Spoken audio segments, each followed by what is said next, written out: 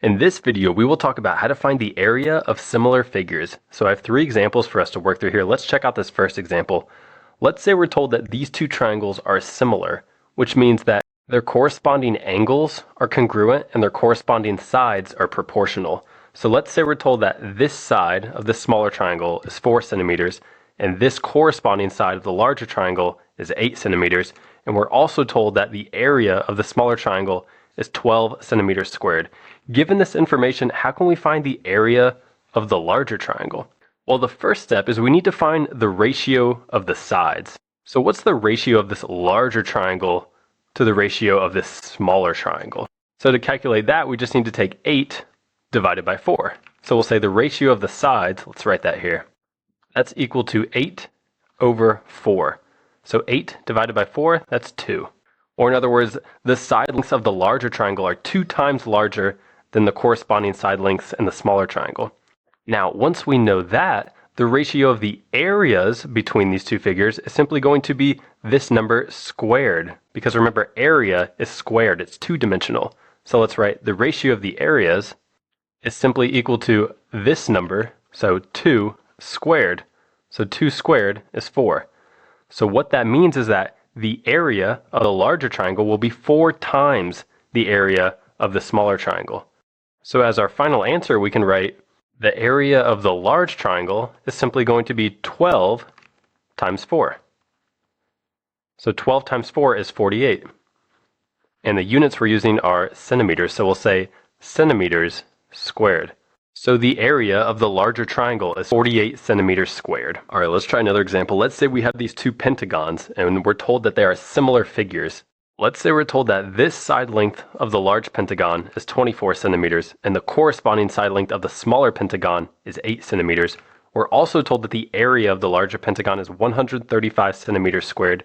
Given all this info, how can we find the area of the smaller pentagon? Well, once again, we'll just start by finding the ratio of their sides. So we'll say, what's the ratio of the small pentagon divided by the big pentagon? Well, that would be 8 to 24. So let's write that. The ratio of the sides is 8 divided by 24. Or if we want to reduce that, that reduces to 1/3. Or in other words, the side lengths of the smaller pentagon are 1/3 the size of the side lengths of the larger pentagon.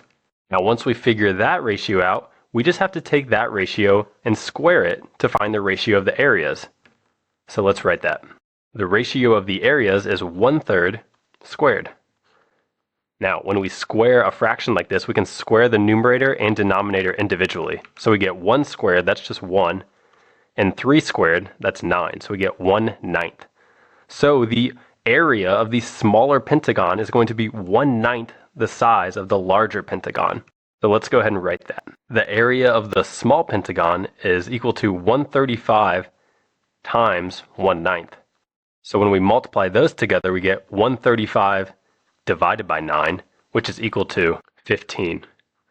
And remember, our units is centimeters, so we'll say centimeters squared. So the area of the smaller pentagon is 15 centimeters squared. All right, let's check out this last example. Let's say we have these 2 parallelograms and we're told that they're similar. We're told that this side length of the smaller parallelogram is 14 centimeters. The corresponding side length of the larger parallelogram is 21 centimeters. And we're also told that the area of the smaller parallelogram is 72 centimeters squared. And we want to find the area of the larger parallelogram. How can we do that? Well, first, let's start by finding the ratio of their sides. So we can say the ratio of the sides is 21 to 14. So we'll say 21 over 14. If we divide the numerator and denominator by 7, we get 3 over 2. Now to find the ratio of the areas, we just take this number and we square it. So let's write that.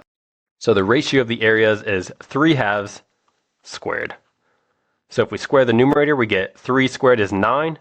Denominator, we get 2 squared is 4. So 9/4. So to find the area of the larger parallelogram, all we do is take the area of the smaller parallelogram and multiply it by 9/4. So the area of the larger parallelogram is 72 times 9 over 4. And if we want, we can write 72 over 1. Now before we perform this multiplication, we can cross reduce and we can divide this 4 by 4 to make it a 1. And 72 divided by 4 is 18. So we really have 18 over 1 times 9 over 1. 18 times 9 turns out to be 162. So we have 162 over 1. So our final answer is the area of the larger parallelogram is 162 centimeters squared. So those were just 3 different examples of how to find the area of similar figures.